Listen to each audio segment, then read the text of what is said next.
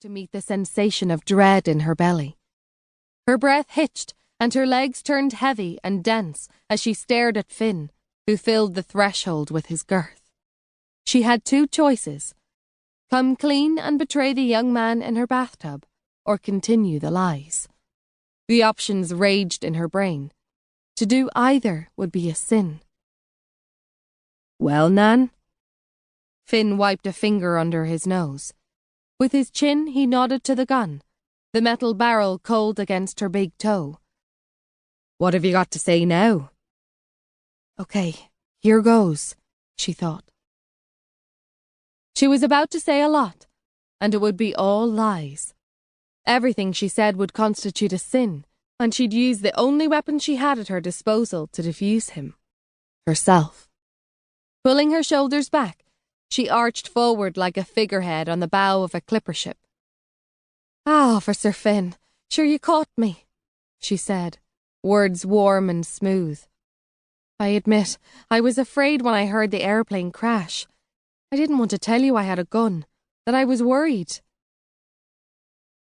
She dropped to one knee, letting her robe open, revealing the bare skin of her thigh where the slip and robe parted.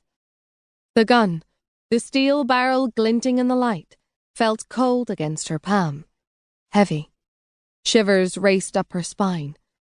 Glancing up, she asked, "I suppose you wonder how I came to have this weapon?" Finn's mouth hung open. His gaze was fixed on her leg. Although she figured the gun wasn't on his mind anymore, she said, "I delivered a British soldier's child. He hadn't any money, and offered this instead. A good exchange. After all, the Irish government can't always be here to protect me during this emergency." Slowly rising with the weight of the weapon pressing into her hand, she felt the damp air circle up her legs. Finn focused on the lacy top of her slip peeking out of her robe. "Don't you agree?" Her smile deepened. All he could do was bob his head up and down. She made sure the cat wasn't about before she placed the weapon back on the table.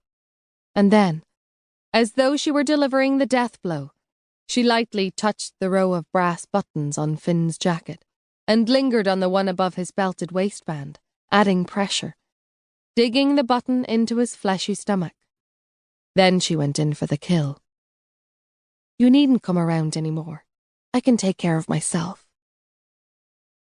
With his slackened jaw and his mouth formed in the shape of a full moon, he wheezed in a sharp breath, and his narrowed eyes began to loosen. It was time to release the spell. "Thanks for looking in on me. If a belligerent comes to my door, I'll send him packing." His lips moved, but no words came out. "Good night." She closed the door, flicked the lock, and held her breath until she heard the shuffle of his boots moving away through her courtyard, the squeak of the gate, and the clank of its closing. Staying in place, she pressed her back against the door and found herself sliding to the floor. Her heart was beating so hard she thought her ribs would rupture.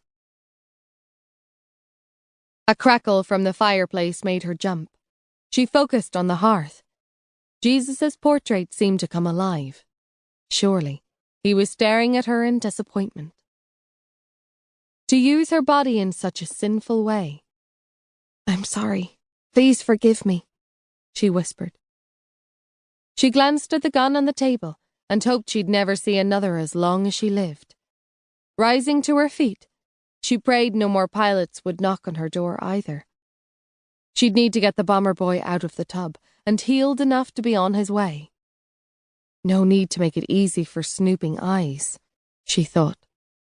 Racing around the house, closing all the heavy burlap curtains. She paused.